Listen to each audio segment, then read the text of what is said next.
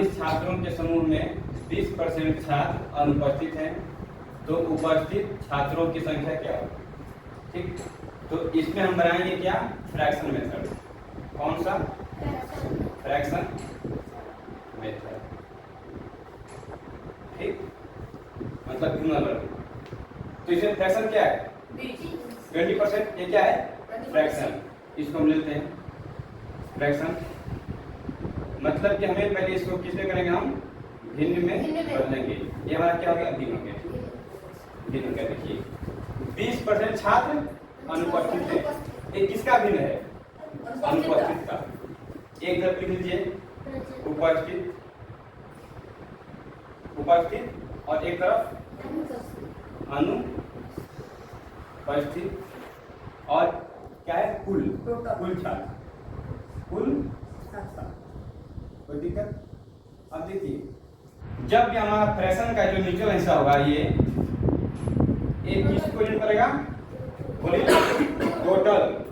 नीचे वाला हिस्सा क्या करेगा हमको? टोटल। कुल कितने हैं? हमेशा चाहे कोई फ्रैक्शन हो, नीचे वाला हिस्सा क्या करेगा हमको? कुल। चाहे कुल आम, कुल बगीचा, कुल लाभ, कुल विक्रय, क्या होगा? नीचे वाला ये सब करेगा। तो कुल कितने हो गए? 10 आ गए। अब देखिए एक फ्रैक्शन था हमारा किसका? अनुपस्थित का। इसका मतलब कि 10 में से 2 बच्चे अनुपस्थित हैं। 10 में से 2 बच्चे क्या है? अनुपस्थित। तो लिख लीजिए इनके सामने कितना हो गया?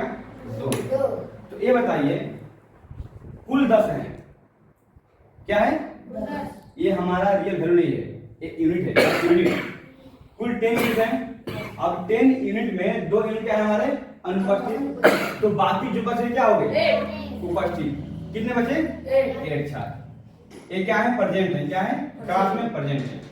और ये बताइए हमको 10 यूनिट का वैल्यू प्रश्न में दे रखा है 40 छात्रों के समूह। कुल कितने बाबू? 40 छात्र। ठीक, तो हमको देखिए 10 यूनिट का वैल्यू कितना दिया है? 40। तो हम निकाल लेंगे 1 यूनिट का वैल्यू। 40 बटे में 10 कितना आया?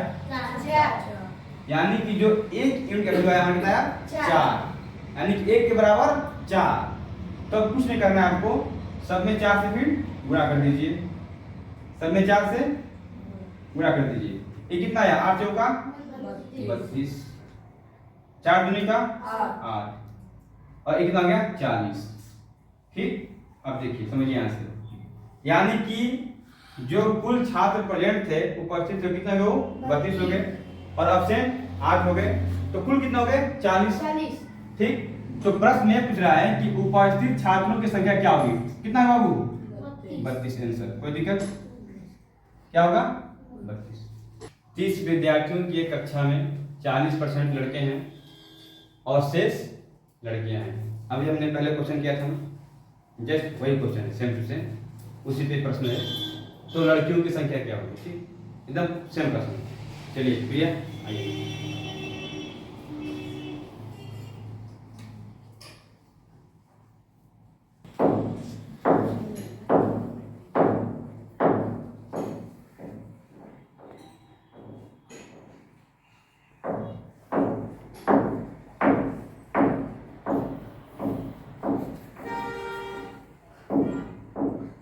प्रश्न वही रहेगा, बस हमको बनाने का जो मेथड है वो ज़्यादा अलग रहेगा। ठीक, अभी हमने जो मेथड बनाया उस मेथड से बाकी सब सवाल बन जाएंगे।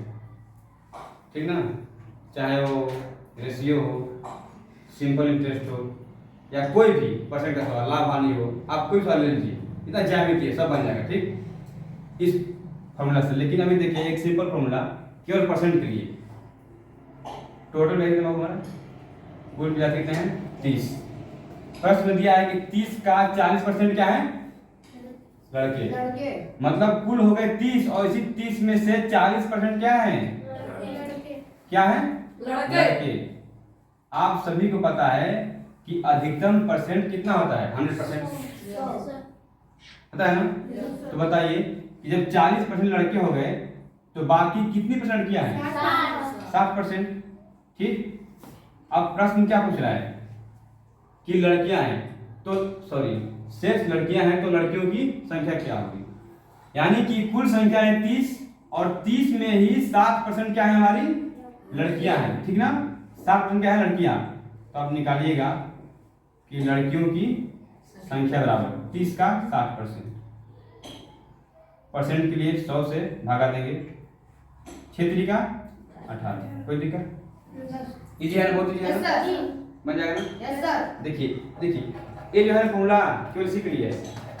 आज जो पहले था उस फॉर्मूला से सब बन जाएगा, लाभ हानि होता है सब, चक्रवृद्धि ब्याज, सिंपल इंटरेस्ट सब बन जाएगा, उसमें ज्यामिति सब बन जाएगा। लेकिन ये काम नहीं आएगा, ये बस आपको यही काम आएगा। अगर वो सीख लिए तो बहुत अच्छा है।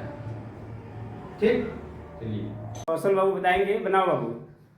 30 विद्यार्थियों की एक कक्षा में 40% लड़के हैं और शेष लड़कियां हैं, तो लड़कियों की संख्या क्या होगी? 100 ट्रिक से बनाना है।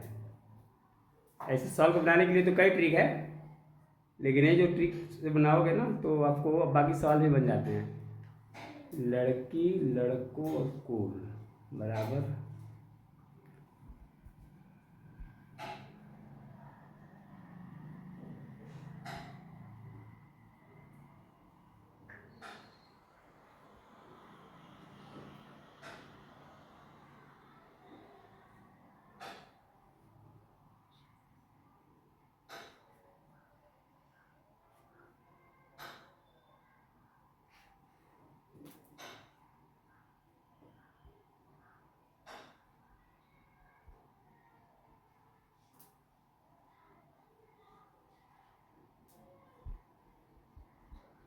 हाँ, ये सवाल ये ट्रिक थोड़ा सा है, बहुत आसान है, सबको समझ में नहीं आएगा। ये 4/10 कहाँ से लाया? पहले उसको फ्रैक्शन किया, उसके बाद 4/10 को ये बाकी कैलकुलेशन कर रहा है। 18 आंसर आ गया। ठीक है, आंसू आएगा। ये भी औसत का ही सवाल है। 4 संख्या का औसत 30 है। चलिए स्टार्ट करिए, बनानी पड़ेगी। 4 संख्या का औसत 30 है। यदि पहली संख्या 3 संख्या का योग 85 है, तो चौथी संख्या क्या होगी?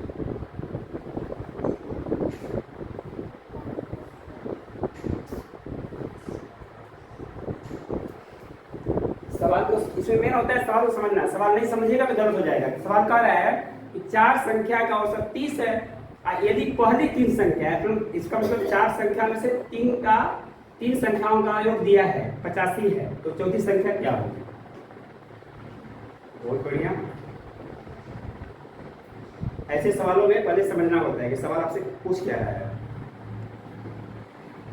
बहुत बच्चे गलत कर देते हैं इसको बनाने में। Very Maurya come here. अभी बनाओ, औसत का ही सवाल है। प्रथम 100 प्राकृतिक संख्या का औसत क्या होगा? जितना जल्द हो सके बनाइए और ABCD में आंसर दीजिए।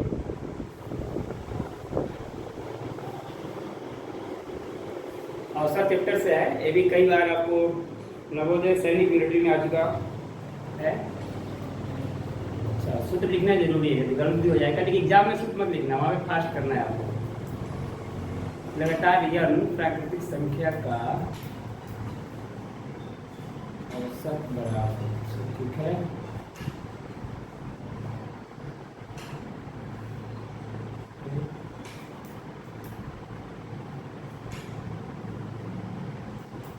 तीस सेकेंड के अंदर बनाना है ना, फास्ट, क्योंकि टाइम नहीं मिलेगा आपको वहाँ पे।